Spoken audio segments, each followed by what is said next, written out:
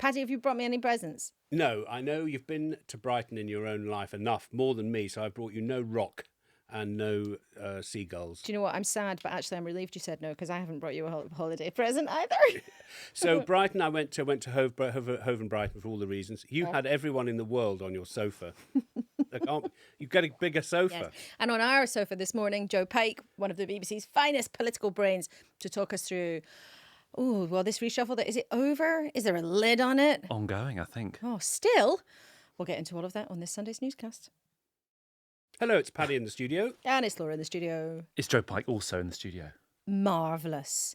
So John Healey, the Defence Secretary, was sent out this morning to defend, see what I did there, what Keir Starmer has been up to, trying to salvage the embarrassment of Angela Rayner's departure and turn it into a new, lean, mean, new look improved cabinet. But Joe, you've been on the blower talking to people behind the scenes about what they think, and we'll hear a bit of what John Healey said in public too. I think there are some people who were a little bit baffled, some who've survived, who are now in different departments and have to start from scratch. Others slightly hurt by their moves. And there are also people who've left government, Laura, who felt it wasn't great that the PM didn't call them up to say they were out. The chief whip, Johnny Reynolds, seemed to be doing a lot of the phone calls alongside Darren Jones. Ooh. And if you are worried about the state of your parliamentary party and wanting to keep people loyal and on side, especially if they've worked for you for a year and maybe worked for you in opposition as well and made sacrifices to do that, it does seem that even in a busy weekend, the PM may have seen the sort of positivity and opportunity of actually making those difficult calls. So for newscasters just to know, normally a Prime Minister with a big reshuffle would sack or hire people in person. This week it happened on the phone with the big players because it happened on a Friday and a lot of people were in the constituencies and nobody was expecting it. But it is, to my mind, even when it's junior ministers, it normally would be the PM themselves that did it on the blower. And it was interesting, Paddy, this morning on our show, a lot of the theme we heard from Emily Thornberry and from Andy Burnham, and we might play a bit of that interview later, that part of the problem of the first year has been not listening and not respecting, to use Andy Burnham's words, not respecting MPs enough and getting the chief whip to sack people on the blower. That might not improve matters. Well, just rounding up the Sunday journalism and journalists, Rachel Sylvester, political editor of The Observer, said on the Radio 4 today that they'd been using a new electronic whiteboard. This is because famously Tony Blair got the wrong MP with a post-it note and promoted or sacked the wrong person. I can't remember which. So they were using a bit of new tech. And the live issues in the papers are how much as a package is this a tilt to the right? A lot of profiles of Shabana Mahmood, the new Justice Secretary, the new Home Secretary, former Justice Secretary, saying her dad, the newsagent, used to keep a cricket bat to fend off shoplifters. And also this deputy leadership shebang that we were talking about. Yes, so there's an awful lot of politics going on. And I think, we talked about it quite a lot, the reshuffle yesterday, didn't we? That it does seem more of a move around because of fixers and doers rather than a big giant ideological thing. Although some of the moves, and particularly in the Home Office, has given rise, I suppose, Joe, to this sense that Labour is moving to the right. But do you buy that, or how, having talked to people who've been involved, how would you describe the change that we might see from a political point of view? What seems to have happened, in my reading, is that a few key departments and positions the PM and his team wanted to change. And therefore, all of the rest of the merry-go-round is just allowing that to happen. And there are lots of people who are unfortunately caught up in that. Clearly, this clear-out we've really seen in the Home Office points to a far more radical approach. Now, we've spoken on Newscast before about how Yvette Cooper always had a question mark over her position in the Home Office if she couldn't prove she was making progress on small boats, and perhaps before a general election, a couple of years out, that might happen. Certainly, I did not expect it would happen quite so soon. Other things that I think are interesting is certainly Anna Turley, who has replaced Ellie Reeves. And she's the Redcar MP, one-time advisor to David Blunkett back in the day. She's somebody who's been in Labour circles, but she lost her seat in 2019 and then came back. So she's somebody who's well-respected as definitely being a fixer and a doer, and somebody who knows her onions when it comes to Labour politics, and she's a new chair of the party, isn't she? And that is specifically, Laura, I'm told, about her experience in the northeast of England, her experience as a campaigner, most prominently, I suppose, historically on steel, but what she can do for the party's operation in relation to Reform UK, because the threat of that party specifically, she has her head round, I'm told. Not to say that Eddie Reeves, who's been demoted, didn't have that, but she's a London MP, so it's a very different perspective to have at the heart of the sort of campaigning operation. And we'll talk a bit later about what a reform government might look like, because we did a long interview with Nigel Farage for today's programme. But just to think about immigration, because as you say, it's a thing we touched on yesterday. For some people, this reshuffle is all about trying to tackle small boats. And this morning, there was an interesting line from the Defence Secretary, John Healey, who told us that military planners were getting involved alongside the Home Office. Now, when he said this, I thought, is the government going to start using the military to police the border? And I thought, has Keir Starmer been watching Hostage on Netflix, where the French have this suggestion of putting soldiers on the beaches? That is not what John Healey was talking about. What he's talking about is the MOD coordinating with the Home Office in terms of expanding accommodation for asylum seekers and trying to help with the planning of how this whole problem is handled. This is what he said. So at the moment, we've got military planners involved in helping the Border Command. We've got them alongside Home Office planners looking at potential sites and solutions. For accommodation. Make no mistake, we're determined to end the use of expensive asylum hotels. We said that we'll do that by the end of the Parliament. Keir Starmer wants to do that before now. The numbers are coming down. We're processing the applications that were completely stalled under the previous government, and we're deporting more now than we have done in recent years.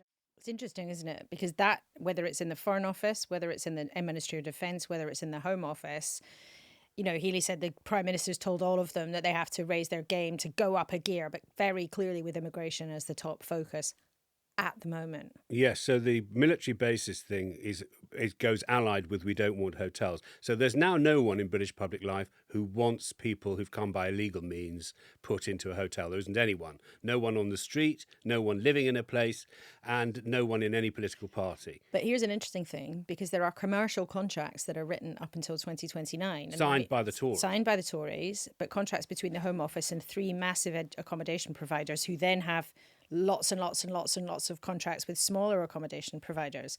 So you can say till you're blue in the face, we're going to get out of using hotels. I don't think anybody ever really thought putting migrants in hotels was a good idea. It was a kind of idea that was used sort of in an emergency where there was nowhere for people to go. And there was also unhappiness of putting asylum seekers or migrants into local authority housing.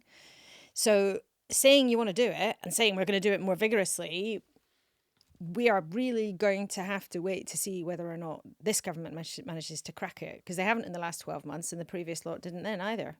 But from what John Healey was telling you, Laura, on your show, he seemed to be nodding to the fact that every possible lever in every possible government department will be pulled in an attempt to try and get these numbers in hotels down, the backlog down, the number of people crossing the channel down, because of the threat principally from reform, but also because we know that immigration is now towards the top of the issues that people care about. So back to where we started. Did we say it is a tilt to the right?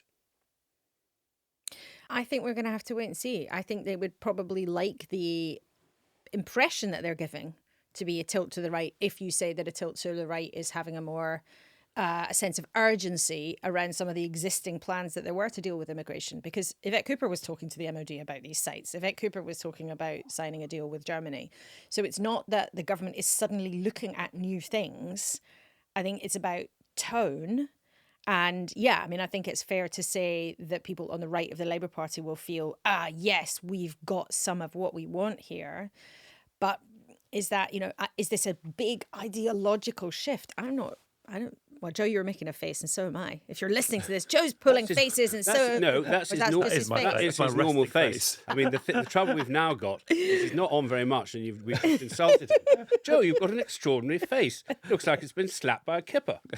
I think what has happened on both sides of the divide, certainly if you think about Robert Jenrick's period as immigration minister, he has argued that his approach changed between arriving and leaving. And there are people I've spoken to at the centre of government now, Labour people, who say, "Oh God, my position has changed, partly because this isn't working, and I'm fed up. And maybe we do need to use X and Y accommodation." So I don't think necessarily people are ideologically changing because they think that voters are veering to the right. It's more that the circumstances and the challenges and these knotty issues are meaning they're running out of options, and their views are sort of being changed by the circumstances. Well, there is also a tradition often of people say that Home Secretaries and Home Office ministers become radicalised by going to the Home Office.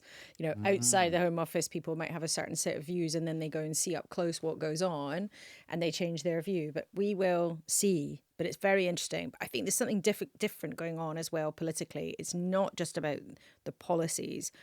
And we're going to see this play out in the deputy leadership race, I think. So we had Emily Thornberry, who gave a pretty big hint that she might run for the deputy leadership on the programme this morning, and Andy Burnham, both coincidentally making the same critique, was that the leadership hasn't been listening enough, that the leadership has not, Emily Thornberry used an interesting phrase, she said they've not listened to people enough who have goodwill towards them. And essentially the implication, the combination of those two conversations we had was that Keir Starmer's team have been a bit controlling, a bit high-handed, and that's why they've got themselves into trouble. If I compare the treatment I had and I see what Angela's had to put up with over the years, I mean, she's just had, something of a much higher level, and it's for the crime of being a northern working class woman. It says something really troubling, I think, Laura, about the political culture in this country and the way Westminster works. Are you worried that the New Look cabinet doesn't include the right balance of people? I am concerned about the balance, and I think we need to use the deputy leadership contest to discuss some of these things. Actually, not a running commentary on what the government's doing. I think we need to recognise that having a leadership contest for the deputy leader in a period of government, you don't want everything sort of opened up on what the government's doing. But I think it is right to have a discussion about the internal management of the Labour Party.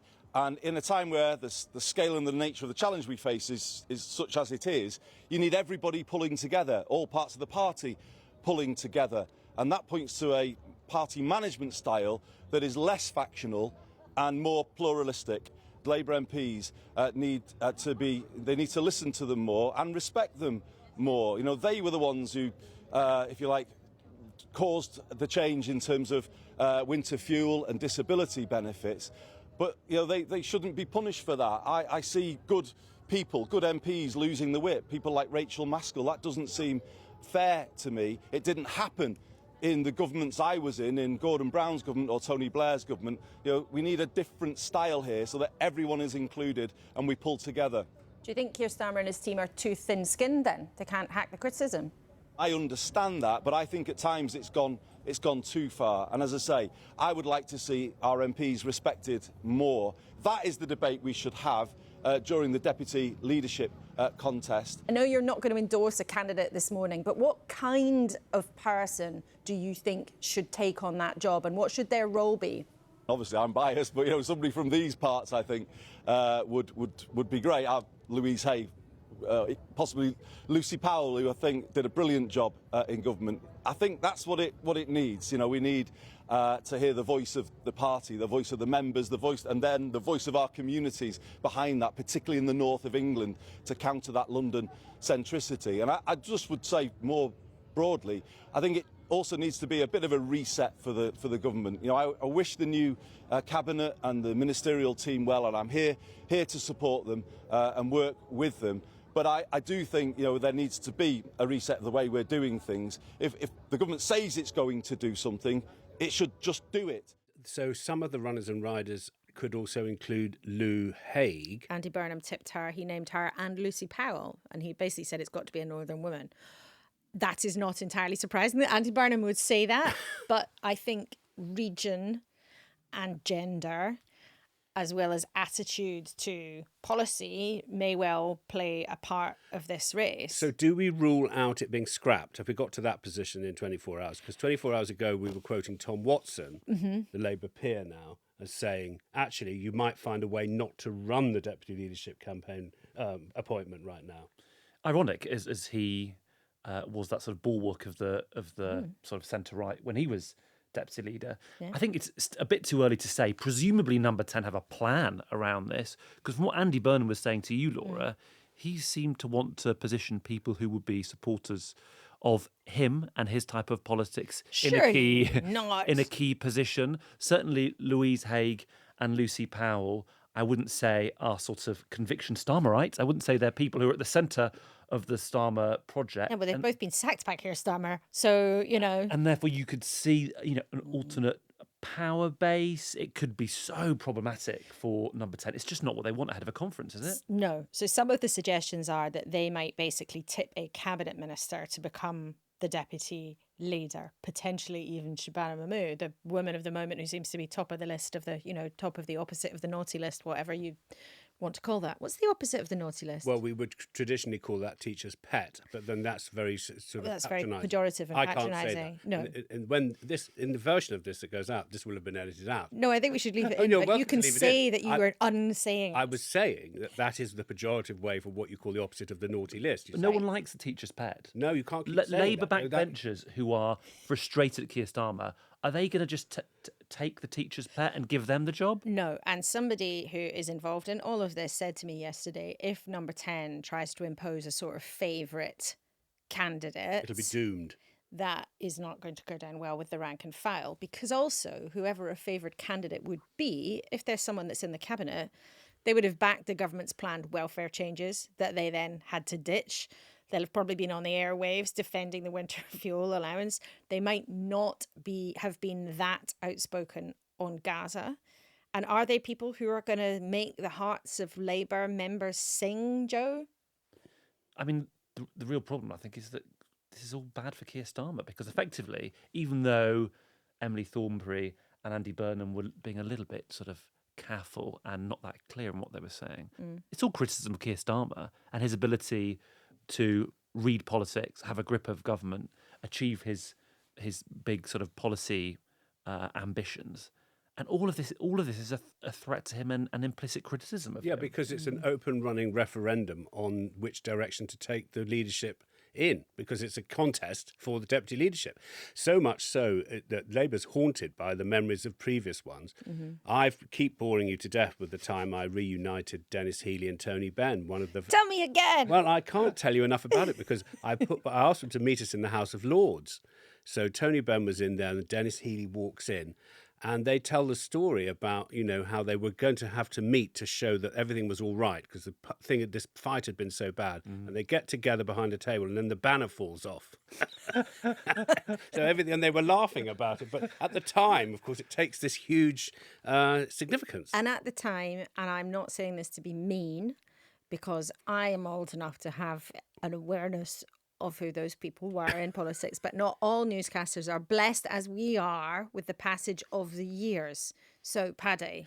So, Dennis Healey was the deputy leader of the party, and there was a contest, and Tony Benn, who was more from the left, centre-left, and Dennis Healey was more establishment centre-right, they fought a campaign which was said to have laid bare the soul, the competing tug-of-war that is any political party, including the one on the left, the centre-left, the Labour Party. If it's running as a campaign, when will it be? Will it be done at the conference, so it only takes another 5 weeks? Well, we think there's going to be a meeting of the NEC tomorrow, which is Labour's ruling body. Whether they manage to come up with a timetable and get it all done, I don't know. But the Labour Party, like any political party, loves to talk about itself. And you can fix the rule. I mean, because Starmer has a majority on the NEC, seemingly, he could have a timetable and a set of conditions which fit sort of what he wants. It could sort of be more favourable to him. But I mean, as Nigel Farage said yesterday at the end of his speech, that plea about party unity, and as sort of Kemi Badenoch on your programme today, of course, is always worried about splits in her party. Just no political leader wants one of these sorts of contests, and everyone talking about internal divisions. And you can't have a contest without having splits, because that's what it is. Someone says, I would do this. Someone else says, no, I've got a better idea. That's what it is. But it's interesting, though, the whole Rayner saga, because it has left, I think, all of these things leave bruises. whether she by her own admission made mistakes, but they all leave bruises, and there is still concern not just about how she was treated, but also about where it now leaves the balance of the cabinet. One person in Labour told me just before she resigned that she could take two routes, the Peter Mandelson route or the John Prescott route. Peter Mandelson, who resigned twice in the Blair government in various scandals, but then came back under Gordon Brown and was a very significant figure and is now the US ambassador. Or this person was saying, John Prescott, you hang on through scandals, become, as this person characterised it, a bit of a figure of fun. People are nipping at your heels, and eventually you get pushed out. And by departing, painful though it has been for her, maybe in a few years' time, when we're waiting on Downing Street, Laura, and she pops out of a car, there will be, partly because of this element of sympathy, sort of positivity around her return. And Keir Starmer could, in sort of reference to your Andy Burnham interview, need that authenticity, that different perspective and political journey, especially ahead of a general election. Well, it's probably easier for him to have her inside the tent than outside, because she's well loved by many Labour members. The public knows who she is, which is not that common. I know newscasters are an exception to the rule because they're all a very clever and well-informed bunch. But she is known, she has a profile, she's popular among much of the party, and she, frankly, is the last thing that Keir Starmer needs as a prominent person on the backbenches. But at this stage, we just don't know how she's going to play it, and we are yet to hear from her publicly too, and it will be fascinating at some point when she will, of course, the microphone is always here, she will come and say how she wants to play it. Does she have ambition to be a sort of voice of the Labour member and a voice of the Labour soft left on the backbenches, or does she choose a path of being loyal and publicly loyal in the hope of coming back the next time there's another reshuffle? Yeah, because I asked Ed Davey, are you conducting an audit? Are you telling your record number of MPs, here's a direct line to HMRC, can you please check all your dots and dots, all your I's and dots? Because, of course, it's being reported that Nigel Farage, his partner, bought their home in Clacton, thus avoiding a tax bill that he would have had to pay if he was buying another home. And she did. And that's one of the things that we asked him about in our interview with him this morning. And his answer on that question was to unabashedly say, so? In the way that Nigel Farage says, yeah, well, so what? Who cares? And it was really interesting to sit and talk to him at some length yesterday at the Reform conference, because Reform is in a different space now. Yes, they are delighted and cock-a-hoot with how well ahead they've been in the polls for such a long time.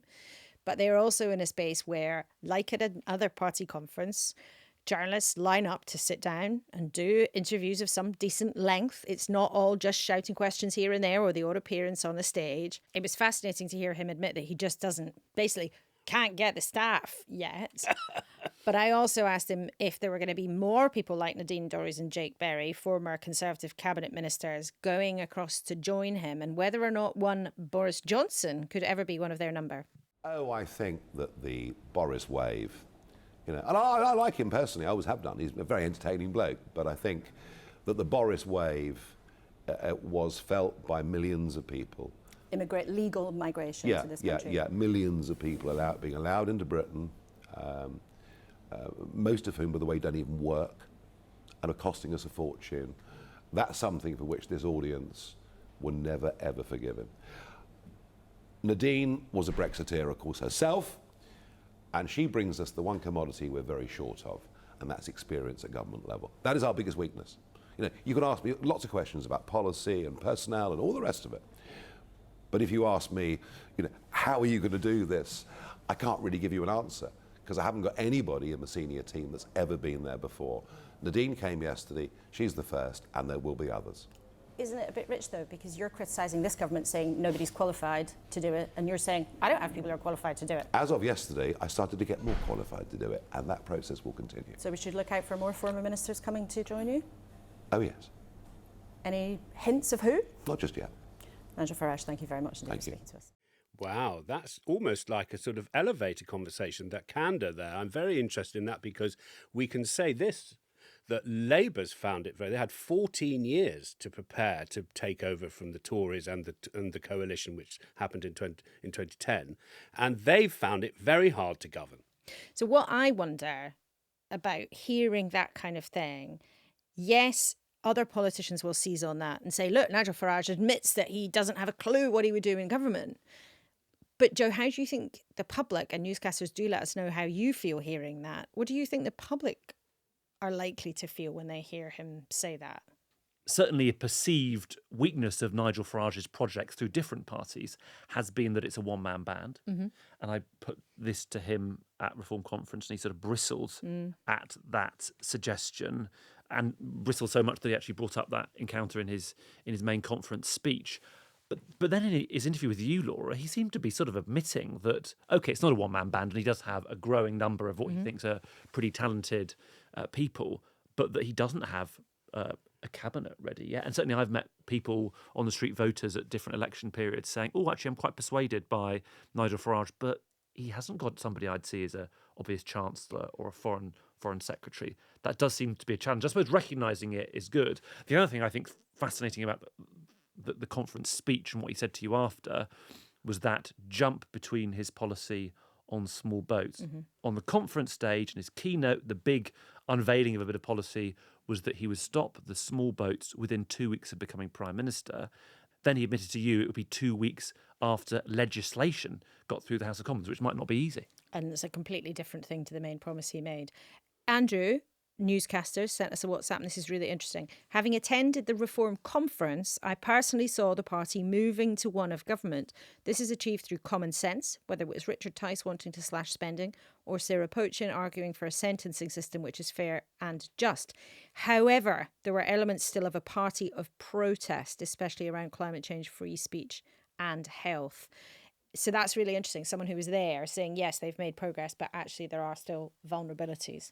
Interesting. And the whole feel of the conference, I don't know what you thought, Laura, was just big, colourful, entertaining. It's maybe a lesson the other parties should learn. I thought that people are paying to come here. They're spending money on their fuel, or maybe they need a hotel overnight or a train It costs fare. a fortune to go to party conferences. It's not cheap. And it didn't seem like it was party apparatchiks, really. There seemed to be a lot of sort of normal, new people in politics. And yes, some of it had a bit of a sort of 90s, noughties, ITV Saturday night TV show feel, with the dry ice, with the pyrotechnics, with... It's like this studio.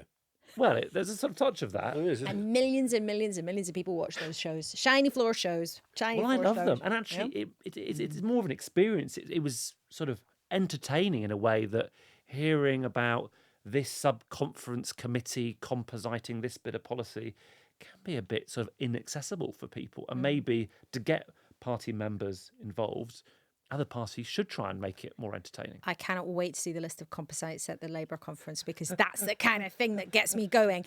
But I'm very impressed. And am I allowed to say this? Because, Joe, I love that you're wearing a lemon shirt and your phone case is lemon and your socks are mustard. This is not a sort of endorsement of the SNP or the Liberal Democrats. You can see this is what it's like for me every weekend. You get your clobber critiqued. I know, gosh. I mean, I like your outfit, guys, as well. Well, it's good. You're looking Thanks. fabulous. There's nothing as reassuring in a man in dark blue jeans and a blazer. Thank you. That's my look. But thank you, Joe. It's always a delight to hear you. We know. I just think of all the hard work you do, scooping and finding things out, and here you are at a weekend working with us. What a joy! It's a pleasure. It's lovely to have you. And hurrah, Paddy, it's lovely that we got to this programme. We got to the end of this programme and we didn't mention the B word. The budget, yes. Stop! You were meant to say it. Oh, dear. Right, more than enough of you. Bye, everybody. Bye. Bye-bye.